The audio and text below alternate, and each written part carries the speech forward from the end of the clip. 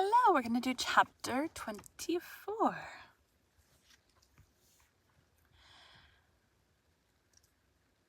Today we'll be continuing The Adventures of Tom Sawyer by Mark Twain.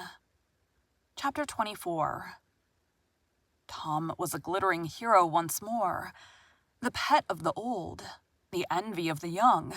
His name even went into immortal print, for the village paper magnified him. There were some that believed he would be president, yet if he escaped hanging.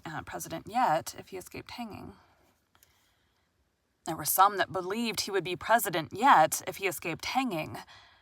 As usual, the fickle, unreasoning world took Muff Potter to its bosom and fondled him as lavishly as it had abused him before. But that sort of conduct is to the world's credit. Therefore, it is not well to find fault with it. Tom's days were days of splendor and exultation to him, but his nights were seasons of horror. Joe infested all his dreams, and always with doom in his eye. Hardly any temptation could persuade the boy to stir abroad after nightfall.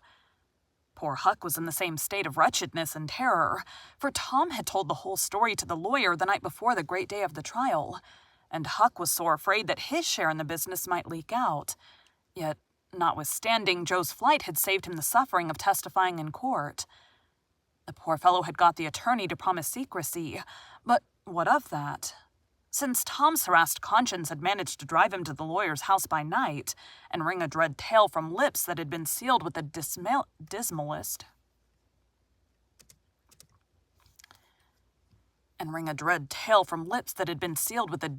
and most formidable of oaths, Huck's confidence in the human race was well nigh obliterated. Daily, Muff Potter's gratitude made Tom glad he had spoken, but nightly he wished he had sealed up his tongue.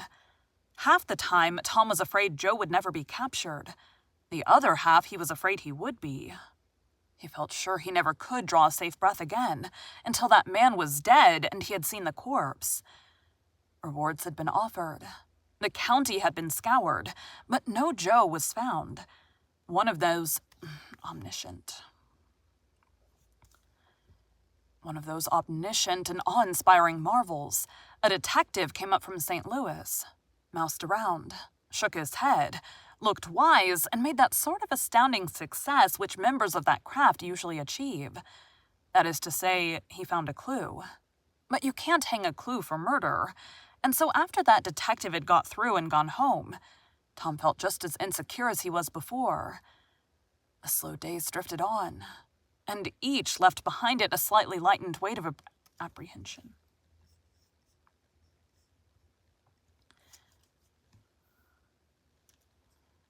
Thank you for calling Bite at a Time Books today, while we read a bite of one of your favorite classics. Again, my name is Bree Carlile, and I hope you come back tomorrow for the next bite of The Adventures of Tom Sawyer. That was a very, very, very short chapter.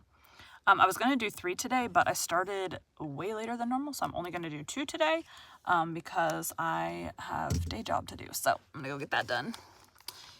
Anyways, thanks, guys.